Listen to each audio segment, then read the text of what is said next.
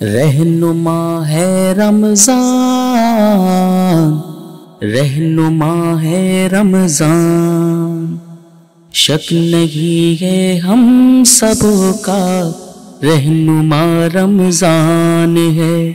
ہر طرح کے مومنوں کا رہنما رمضان ہے، رہنما ہے رمضان، رہنما ہے رمضان۔ رہنما ٹی وی کو سبسکرائب کرنے کے بعد بیل آئیکن پر کلک کرنا نہ بھولیں۔ السلام علیکم ورحمۃ اللہ وبرکاتہ۔ ناظرین کرام اور سامعین کرام، رمضان المبارک کے قیمتی ایام گزر رہے ہیں اور ہم رحمت کے عشرے میں ہیں اس وقت، جس کو رحمت کا عشرہ کہا جاتا ہے، اس کے ایام گزار رہے ہیں اور اللہ کی رحمت سے ہم اپنے آپ کو یقیناً محظوظ کروا رہے ہوں گے، اپنے اعمال سے، اپنے روزے سے، اپنی نمازوں سے اور اپنی تراویح سے اور اپنی تلاوت قرآن پاک سے۔ ناظرین کرام، رحمت کے عشرے میں، رحمت بھرے اس ماحول میں بہت سارے سوالات جو ہمارا آج کا موضوع بھی رہے گا انشاءاللہ، وہ ہوگا رحمت کے حوالے سے کہ اللہ تعالیٰ کی جو رحمتیں ہیں وہ کس طرح اپنے بندوں پر مہربان ہوتی ہیں۔ ہم سنتے ہیں علماء کرام سے، مفتیان اعظام سے کہ اللہ تعالیٰ جو ہے اس کی جو رحمتیں ہیں وہ اپنے بندوں پر مہربانی کا معاملہ فرماتی ہیں، اور طرح طرح کی جو ہے وہ اللہ تعالیٰ کی جو رحمتیں ہیں وہ کس طرح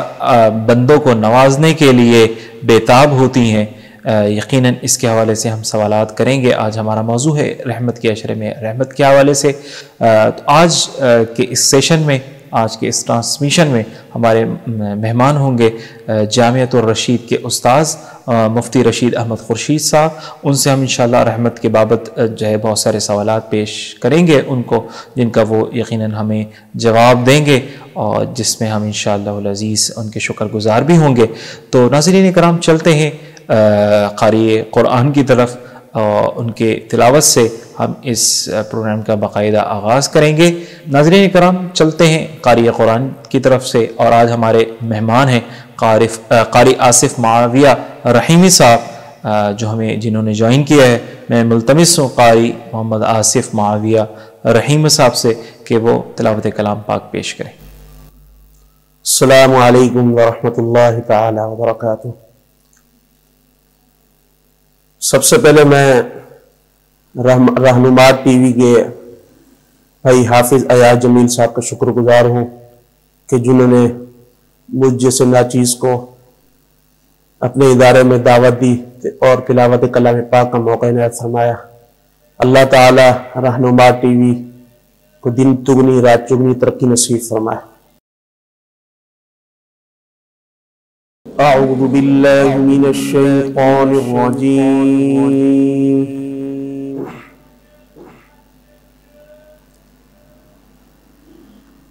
بسم اللہ الرحمن الرحیم۔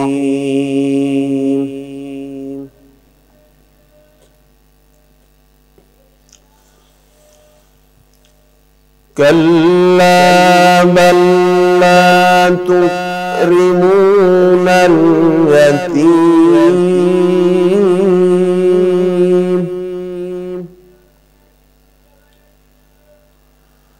ولا تحاضون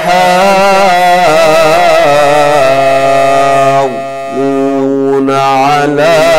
طعام المسكين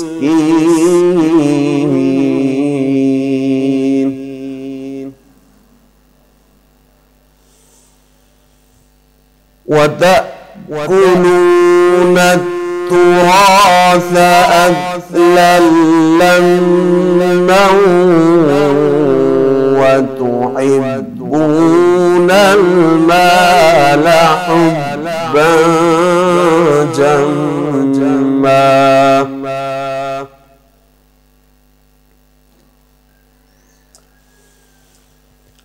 بسم الله الرحمن الرحيم كلا بل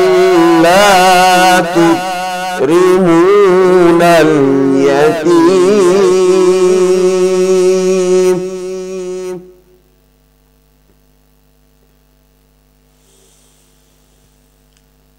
كلا بل لا تكرمون اليتيم ولا تحاضون على طعام المسكين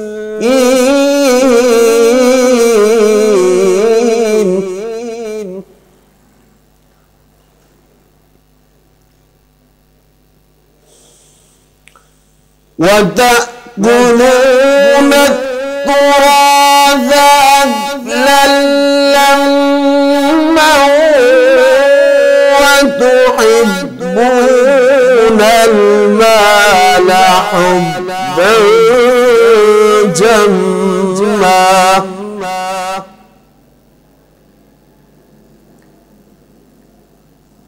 وتأكلون التراث أكلا لما وتحبون المال حبا جما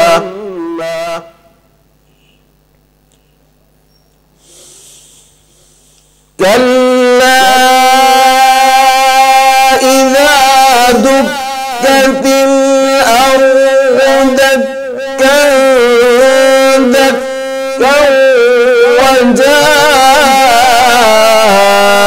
ربك والملك صفا صفا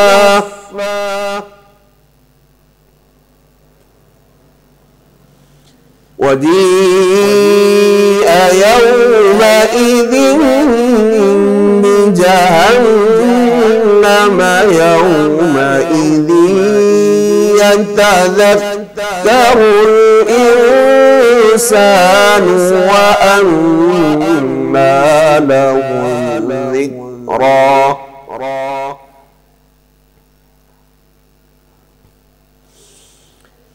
يقول يا ليتني قدمت لحياتي فيومئذ لا يعذب عذابه أحد ولا يوثق وثاقه أحد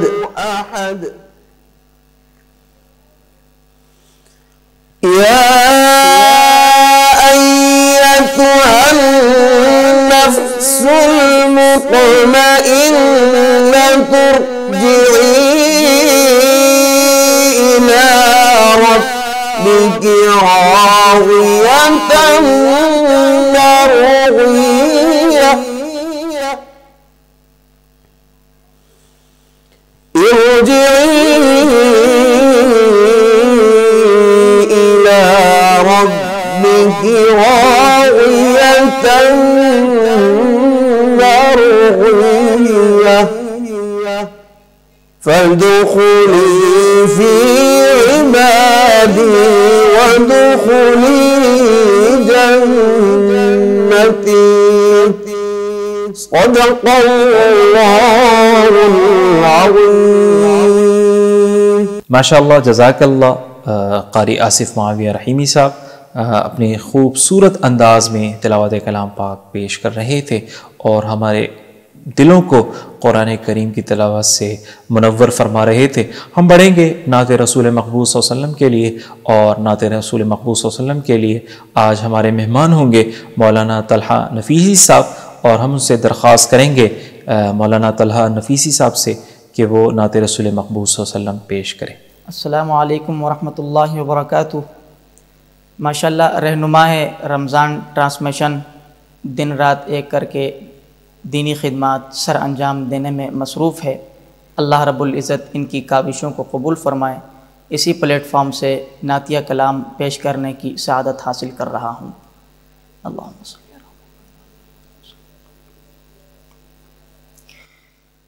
دربار رسالت کی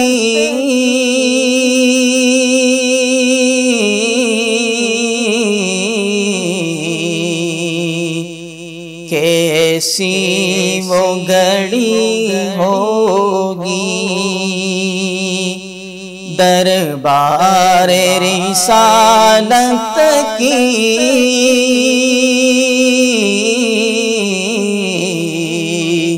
کیسی وہ گھڑی ہوگی، حسان کے ہونٹوں پہ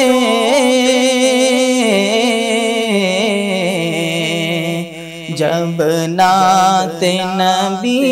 ہوگی، ابوبکر عمر ہوں گے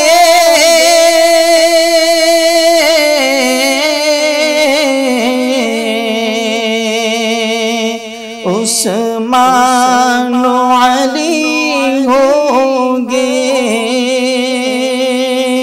ابوبکر عمر ہوں گے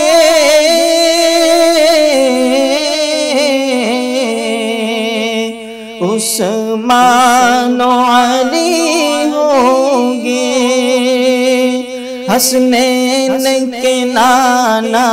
کی کیا بزم سجی ہوگی،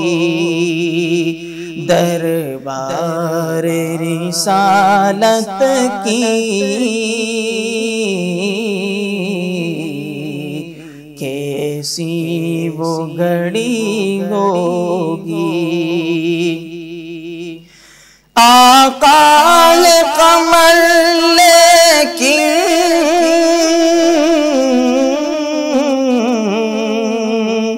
اصحاب ستارے ہیں، آقا ہے قمر لیکن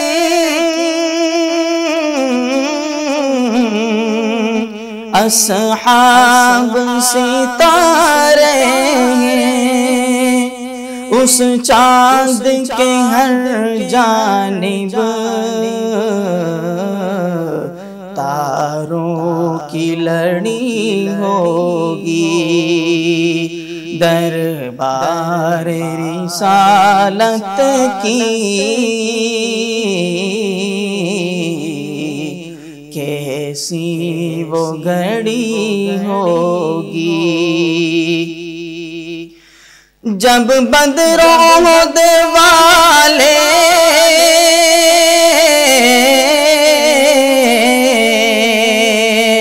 آقا پہ ہوئے قربان، جب بدر و احد والے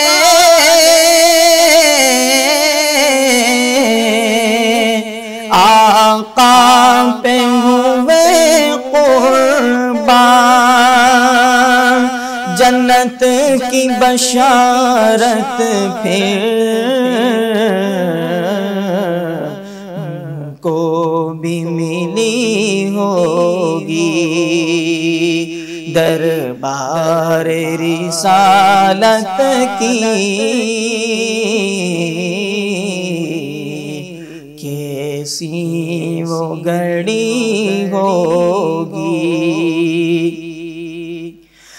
جب وادی طائف میں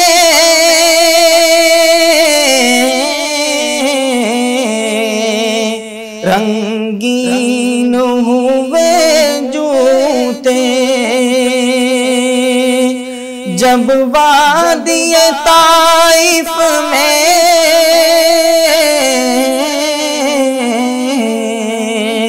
رنگین ہوئے جوتے، اس وقت فرشتوں کے دل کو بھی لگی ہوگی، دربار رسالت کی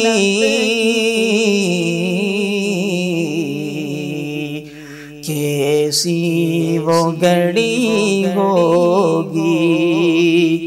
حسان کے ہونٹوں پہ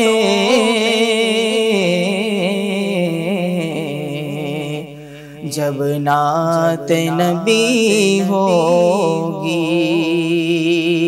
دربار رسالت کی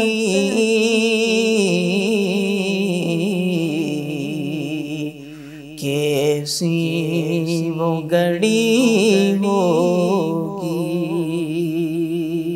ماشاءاللہ، جزاک اللہ۔ بہت ہی خوب انداز میں مولانا طلحہ نفیسی صاحب ہمارے دلوں کو پیارے حبیب صلی اللہ علیہ وسلم کی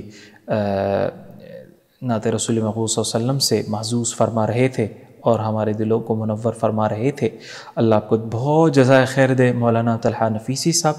ناظرین کرام، جیسا کہ میں نے شروع میں عرض کیا تھا آپ سے کہ رحمت کے ان مبارک ایام میں،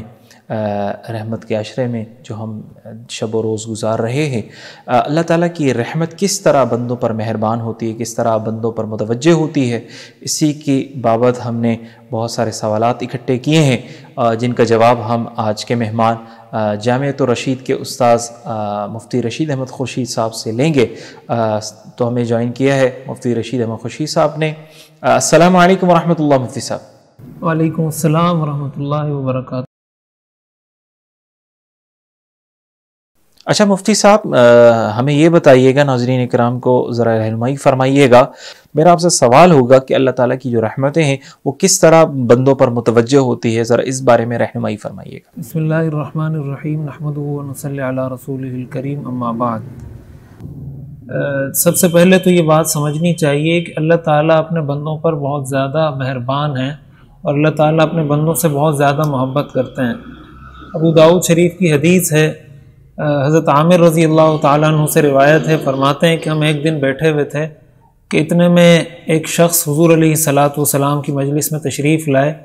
اور ان کے پاس ایک چادر تھی اور اس چادر کے اندر کچھ پرندے کے چوزے اور بچے تھے،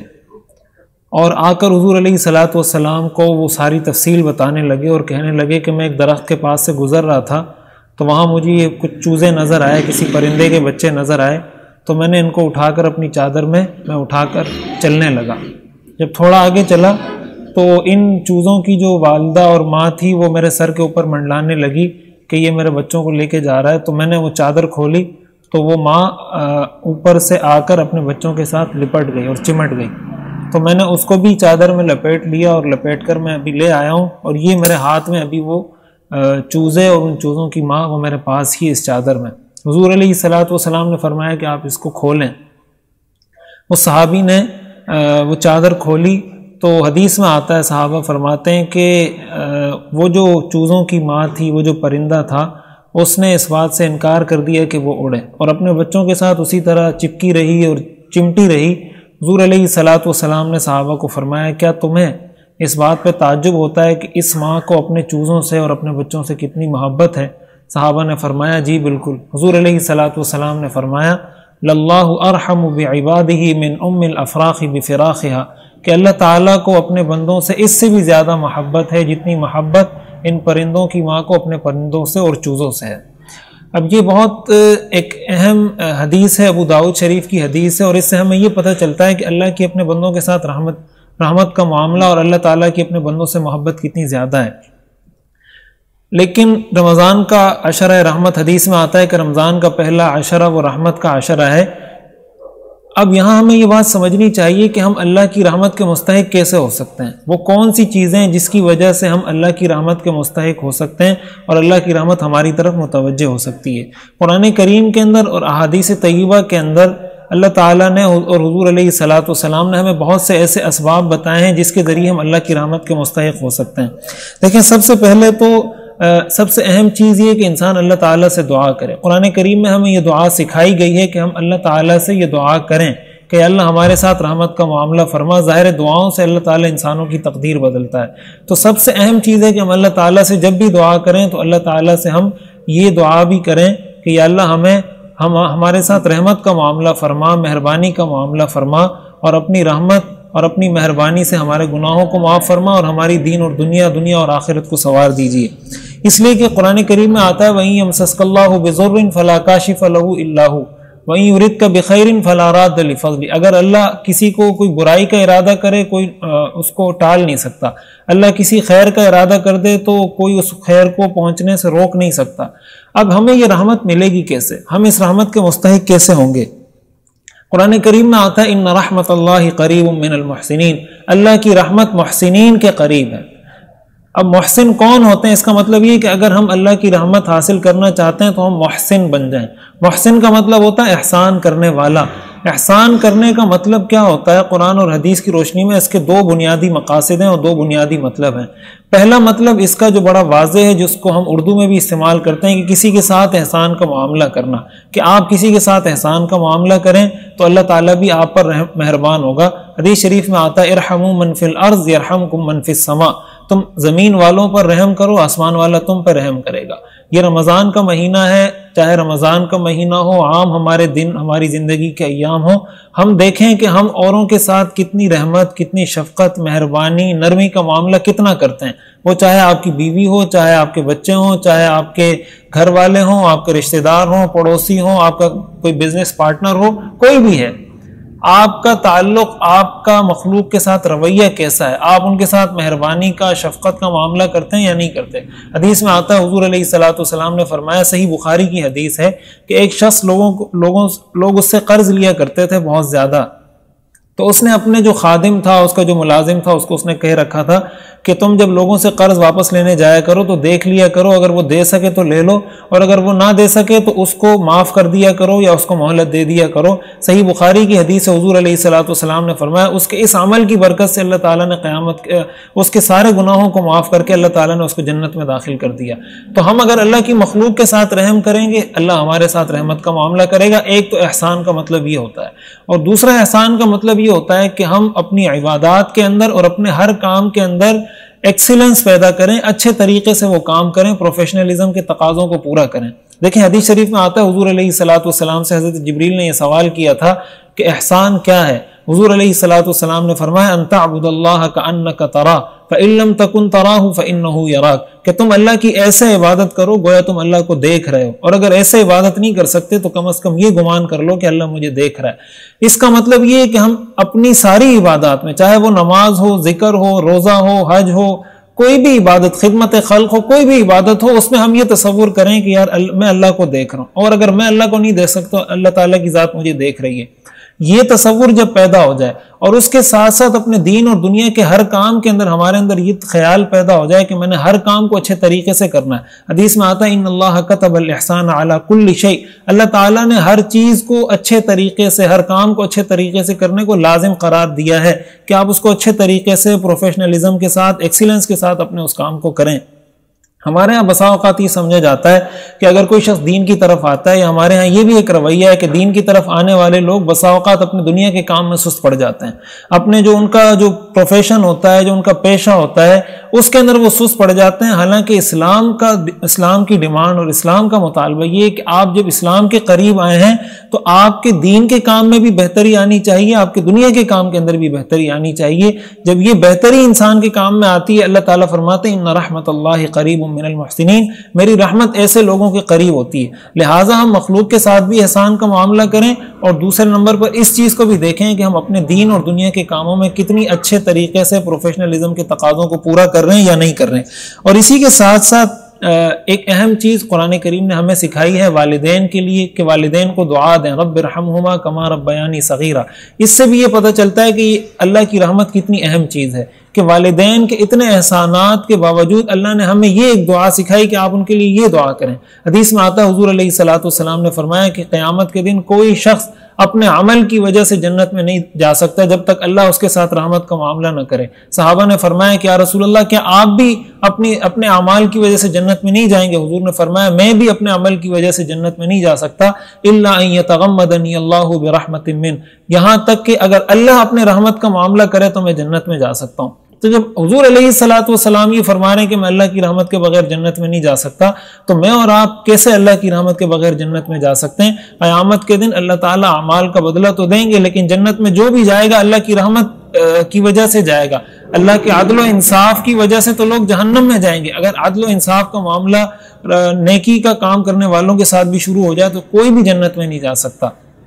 اس لیے ہم نے رمضان کے مہینے میں یہ عزم اور یہ کوشش کرنی ہے کہ ہم زیادہ سے زیادہ وہ کام کریں جس کے ذریعے ہم اللہ کی رحمت کے مستحق ہو سکیں۔ ماشاءاللہ، جزاک اللہ۔ مفتی صاحب، چونکہ رمضان کا عشرہ گزر رہا ہے اور کوشش ہماری اور ہر ایک مسلمان کی یہی ہوتی ہے کہ کس طرح جو ہے وہ اللہ تعالیٰ سے جو تعلق ہے وہ مضبوط سے مضبوط تر کیا جائے، تو ناظرین کرام کو ذرا رہنمائی فرمائیے گا کہ اللہ تعالیٰ سے جو تعلق ہے وہ کس طرح جو ہے وہ ایک مومن جو ہے وہ مضبوط کر سکتا ہے۔ اللہ تعالیٰ سے تعلق بنانے کا جو سب سے اصل طریقہ ہے، دیکھیں قرآن کریم میں آتا ہے ان الدین عند اللہ الاسلام، اللہ کی نظر میں دین اسلام ہے۔ دین کا مطلب ہوتا ہے ضابطہ حیات، آپ نے زندگی کیسے گزارنی ہے، آپ کا طریقہ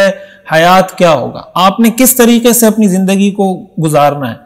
آپ نے یہ فیصلہ کرنا ہے۔ اگر ہم یہ فیصلہ کر لیتے ہیں کہ میں نے زندگی اسلام کے مطابق بنانی ہے، گزارنی ہے، اس لیے کہ اللہ نے یہ کہہ دیا ہے کہ میری نظر میں زندگی گزارنے کا طریقہ اسلام ہے، اس کا مطلب اللہ سے تعلق بنانے کا جو سب سے اہم اصولی طریقہ ہے وہ یہ کہ ہم اسلام پہ کتنے عمل کر رہے ہیں، کتنا نہیں کر رہے، ہم کتنے پریکٹسنگ مسلم ہیں، کتنے پریکٹسنگ مسلم نہیں ہیں، اسلام پر ہمارا کتنے فیصد عمل ہے۔ ہر انسان اس کو سمجھ سکتا ہے، اور اس میں سب سے اہم بات کہ فرائض کا اہتمام، جو چیزیں آپ پر فرض ہیں، نماز ہے، روزہ ہے، کسی پر زکوٰۃ فرض ہے، کسی پر حج فرض ہے، اسی طرح والدین کی اطاعت، والدین کی فرما برداری، ان کی خدمت، صلہ رحمی، رشتہ داروں کے حقوق، پڑوسیوں کے حقوق، چاہے حقوق العباد سے تعلق ہو یا حقوق اللہ سے تعلق ہو، سب سے پہلے ہم اس میں دیکھیں میرے اوپر ذمہ داریاں، فرائض کیا ہیں، اور دوسرے نمبر پر ہم دیکھیں کہ اللہ تعالیٰ نے ہمیں کن چیزوں سے روکا ہے۔ حرام کاموں سے اپنے آپ کو بچائیں، جتنے حرام کام ہیں، چاہے وہ حقوق اللہ کے ساتھ تعلق رکھتے ہوں یا حقوق العباد کے ساتھ تعلق رکھتے ہوں۔ بعض لوگ اس چیز کو نہیں سمجھ پاتے، وہ نوافل کی طرف توجہ زیادہ ہوتی ہے بنسبت اس بات کے کہ وہ حرام کاموں سے بچیں۔ تو دیکھیں نوافل کا درجہ یہ ثانوی ہے، یہ سیکنڈ لیول کی چیز ہے، یہ سیکنڈری درجے کی چیز ہے کہ آپ نوافل ادا کریں۔ پہلا مرتبہ اور پہلی ترجیح یہ ہونی چاہیے کہ فرائض ادا کریں، حرام سے بچیں، فرائض ادا کریں، حرام سے بچیں، اور ان کاموں سے بچیں جو اللہ کو ناراض کرنے والے ہیں۔ ظاہر ہے وہ وہی حرام کام ہے، حدیث میں آتا ہے من عاد لی ولیا فقد آذنتہ بالحرب، جو میرے کسی ولی سے، جو میرے کسی دوست سے دشمنی کرے میں اس سے اعلان جنگ کرتا ہوں۔ یہ صحیح بخاری کی حدیث ہے۔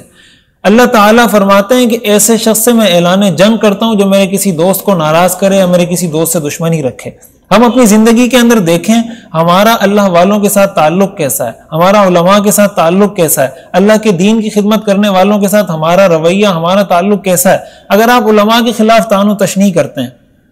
آپ علماء کے خلاف، علماء سے متعلق لوگوں کو متنفر کرتے ہیں، دین کی خدمت کرنے والوں سے متعلق لوگوں کو متنفر کرتے ہیں، اللہ کے اولیاء، اللہ کے جو نیک بندے ان سے لوگوں کو متنفر کرتے ہیں، اور آپ ان کے ساتھ دشمنی پالتے ہیں۔ دیکھیں ایک تو کسی کا کوئی ذاتی معاملہ ہوتا ہے، کسی شخصی معاملہ، ایک یہ کہ آپ پورے دیندار طبقے کو، پورے علماء کے طبقے کو، اللہ کے نیک بندوں کے پورے ایک طبقے کو، اس پوری کیٹیگری کو آپ بلیم کرنا شروع کر دیں، اس کا مطلب آپ اللہ سے اعلان جنگ کر رہے ہیں، آپ کا تعلق، آپ کے تعلقات اللہ سے ٹھیک نہیں ہو سکتے۔ اسی طرح قرآن کریم میں سود کے بارے میں آتا ہے کہ جو آدمی سود کھاتا ہے فَأْذَنُوا بِحَرْبٍ مِّنَ اللَّهِ وَرَسُولِهِ، وہ اللہ سے اعلان جنگ کر لے،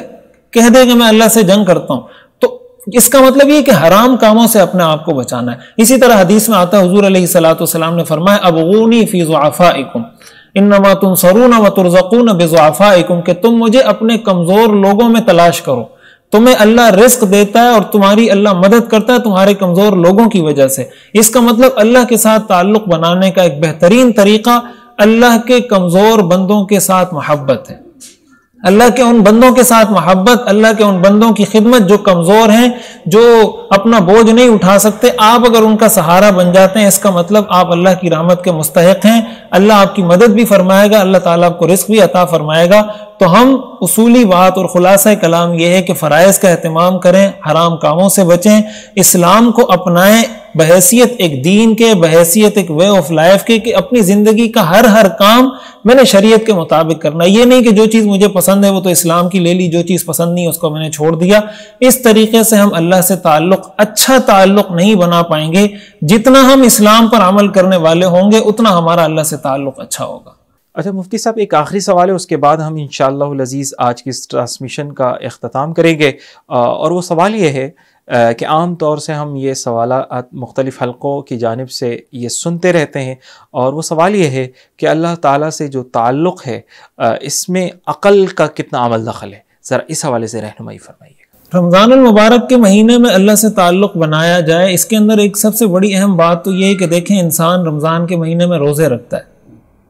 اور روزے کا مطلب ہوتا ہے کہ انسان کھانے پینے سے رک جائے اور اپنی جائز خواہشات کو پورا کرنے سے بھی رک جائے. اب دیکھیں حلال کام، ایک جائز کام سے آپ ویسے نہیں رک سکتے جب تک آپ کی کسی ذات کے ساتھ محبت نہ ہو. آپ کو اگر ویسے ہی کوئی کہے بھئی آپ کھانا نہیں کھاؤ، پانی نہیں پیو، آپ نہیں رکیں گے.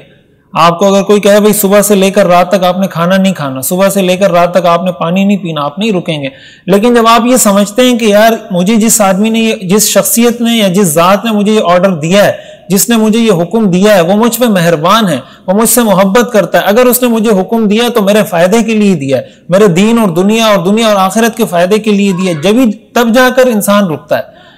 اس سے پتہ یہ چلتا ہے، اور اس کے اندر اللہ تعالیٰ مشق یہ کرواتے ہیں انسان کو کہ جب تم رمضان کے مہینے میں حلال چیزوں سے رک جاتے ہو، کھانے پینے سے رک جاتے ہو، تو رمضان کے مہینے کے بعد جب تمہیں یہ کہا جائے کہ سود نہیں کھاؤ، حرام نہیں کھاؤ، رشوت نہیں کھاؤ، غیبت نہیں کرو، جھوٹ نہیں بولو، ان کاموں سے انسان کے لیے بچنا آسان ہو جاتا ہے اور انسان کی ایک پریکٹس ہو جاتی ہے. اور دیکھیں انسان کی ایک فطرت ہے، وہ کہیں نہ کہیں جا کے سبمیشن، سرنڈر کرتا ہے، کہیں نہ کہیں جا کے اپنا سر جھکاتا ہے. انسان چاہے اس کے پاس دنیا کی کوئی بھی دولت آ جائے، کوئی بھی نعمت آ جائے، کہیں نہ کہیں جا کے وہ پریشان ہوتا ہے، اور اس کو ایسی کوئی جگہ چاہیے جہاں جا کے وہ سر جھکائے، جہاں وہ جا کے آنسو بہائے، جہاں وہ جا کے ہاتھ اٹھائے، جہاں وہ جا کے اپنی بھیک مانگے. اللہ تعالیٰ نے انسان کی یہ فطرت بنائی ہے. تو کوئی جاتا ہے بتوں کے سامنے سر جھکاتا ہے، کوئی جاتا ہے انسانوں کے سامنے سر جھکاتا ہے، کوئی جاتا ہے مزاروں کے سامنے سر جھکاتا ہے، کوئی جاتا ہے کسی اور مخلوق کے سامنے سر جھکاتا ہے. کتنا خوش قسمت ہے وہ انسان جس کو اللہ تعالیٰ نے یہ توفیق دی ہے کہ جب وہ پریشان ہوتا ہے تو جا کے اللہ کے در پہ سر جھکاتا ہے اور اللہ تعالیٰ سے مانگتا ہے، اللہ تعالیٰ کے سامنے اپنی آہوزاری کرتا ہے. حدیث میں آتا ہے اللہ تعالیٰ سے سب کچھ مانگو، یہاں تک کہ اگر جوتے کا تسمہ ٹوٹ جائے، یہاں تک کہ اگر آٹے میں نمک نہ ہو، وہ بھی اللہ سے مانگو. جب انسان کو یہ کیفیت نصیب ہو جاتی ہے اور جب وہ اپنی مشکلیں، پریشانیاں اللہ کے سامنے ظاہر کرنا شروع کر دیتا ہے، اس کو دل کا اطمینان حاصل ہو جاتا ہے. دنیا آج اطمینان اور امن اور سکون اور چین کی متلاشی ہے. پیسے سے امن اور چین اور سکون نہیں آتا، دولت سے، گاڑی سے، بنگلے سے چین اور سکون نہیں آتا. چین اور سکون کا تعلق دل کے ساتھ ہے، روح کے ساتھ ہے. جسم کی غذا، یہ جو گاڑی ہے، یہ جو کھانے پینے کی چیزیں ہیں، یہ جو شوشہ والی چیزیں، یہ جسم کی غذا ہے، روح کی غذا نہیں ہے. اگر یہ روح کی غذا ہوتی تو رمضان میں ہمیں حکم ہوتا کہ عام دنوں میں اگر 2 روٹیاں کھاتے ہو تو رمضان میں 4 کھاؤ، اس لیے کہ تمہاری روح اس سے طاقتور ہوگی. لیکن ہمیں یہ کہا گیا کہ رمضان میں کھانا کھانا چھوڑ دو، رمضان میں پانی پینا چھوڑ دو. اس کا مطلب یہ جو ہمیں چیزیں نظر آتی ہیں یہ روح کی غذا نہیں ہے، یہ جسم کی غذا ہے. اگر روح کی غذا ہمیں چاہیے اپنے، اور روح کی غذا کا مطلب کیا ہوتا ہے کہ آپ کے دل کو اطمینان مل جائے، آپ کی زندگی میں سکون آ جائے، آپ کا ڈپریشن ختم ہو جائے، ٹینشن ختم ہو جائے. حدیث قرآن کریم میں آتا ہے الا ان اولیاء اللہ لا خوف علیہم ولا هم يحزنون. اللہ کے جو نیک بندے ہیں، اللہ کے ساتھ جن کا تعلق اچھا ہوتا ہے، اللہ کے جو اولیاء ہیں، ان پر کوئی خوف نہیں ہوتا، وہ کسی چیز میں غمگین نہیں ہوتے. حدیث میں آتا ہے حضور علیہ الصلوۃ والسلام ان چیزوں سے پناہ مانگتے تھے کہ اللہ میری خوف سے حفاظت فرما، غم سے حفاظت فرما، حزن سے حفاظت فرما. ان چیزوں سے انسان اس وقت محفوظ ہو سکتا ہے جب وہ اللہ سے تعلق رکھے. اس لیے کہ کسی نہ کسی سے، دیکھیں دنیا میں ہم کہتے ہیں یار فلاں آدمی سے میرا کام پڑتا ہے اس لیے میں نے اس کے ساتھ تعلقات رکھے ہوئے کہ یار میرے کام آ جائے گا. تو اللہ سے ہمارے کتنے کام پڑتے ہیں،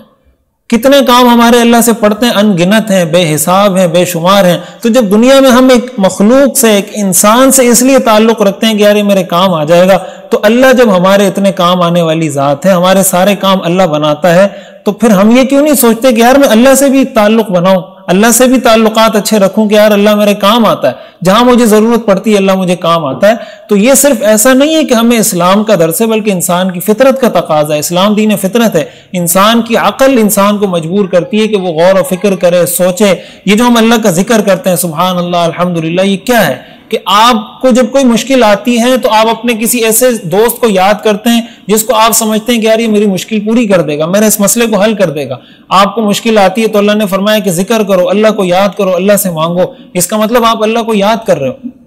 اللہ کو اس لیے یاد کر رہے ہو کہ اللہ میری اس مشکل کو آپ آسان فرما دیں. تو عقل کا اس میں بہت بڑا عمل دخل ہے. ہاں بسا اوقات ایسا ہوتا ہے کہ انسان پر گناہوں کی نحوست کی وجہ سے، اللہ کی بہت زیادہ نافرمانی کی وجہ سے ان کی عقلوں پہ پردہ پڑ جاتا ہے، اس کی فطرت مسخ ہو جاتی ہے. اس کی مثال بالکل ایسے ہی جیسے ایک آدمی نشے کا عادی، کوئی آدمی چرس پیتا ہے، اس آدمی کے سامنے اب مثلا اس کے چرس پینے کا ٹائم ہے، اس کے پاس چرس نہیں ہے، اس کے سامنے آپ ایک کپ دودھ کا رکھیں اور ایک سگریٹ آپ اس کے سامنے چرس کی رکھیں، آپ کہیں دو میں سے کوئی اختیار کریں، وہ دودھ نہیں پیے گا، وہ آپ کو کہے گا مجھے یہ سگریٹ دے دو. اس کا یہ مطلب نہیں ہے کہ یہ سگریٹ اچھی چیز ہے، یہ چرس اچھی چیز ہے، یہ طے شدہ بات ہے، مسلمہ حقیقت ہے کہ یہ دودھ اچھی چیز ہے، لیکن وہ اس چرس کا انتخاب اس لیے کر رہا ہے کہ اس کی فطرت مسخ ہو چکی ہے. اس گناہ نے، اس غلاظت نے، اس غلط کام نے اس کی فطرت کو مسخ کر دیا ہے کہ اب وہ اچھی چیز کو چھوڑ کر غلط چیز کو اختیار کر رہا ہے. کوئی کافر اگر کفر کرتا ہے، کوئی اگر گناہگار اللہ کی نافرمانی کرتا ہے، اس کا یہ مطلب نہیں کہ وہ فطرت کے مطابق ہے، یا وہ یہ سمجھتا ہے کہ اگر میری فطرت تو یہ سمجھتی ہے کہ یہ گناہ کا کام زیادہ اس میں مزہ آتا ہے اور اس نیکی کے کام میں مزہ نہیں آتا.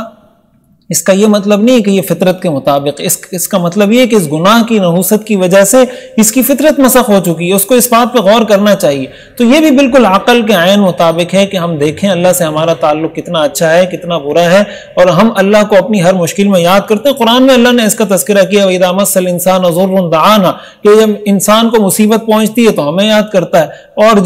جب اس کی مشکل آسان ہو جاتی ہے، جب اس کا مسئلہ حل ہو جاتا ہے، نَآ بِجَانِبِهِ، تو کنی کترا کے ہم سے گزر جاتا ہے، گویا ہمیں پہچانتا ہی نہیں. اللہ تعالیٰ نے انسان سے شکوہ کیا ہے. ہم اگر اپنے اللہ سے اپنے تعلق کو مضبوط کریں گے، حضرت عثمان رضی اللہ تعالیٰ عنہ کا قول ہے من کان دعاء فی الرخاء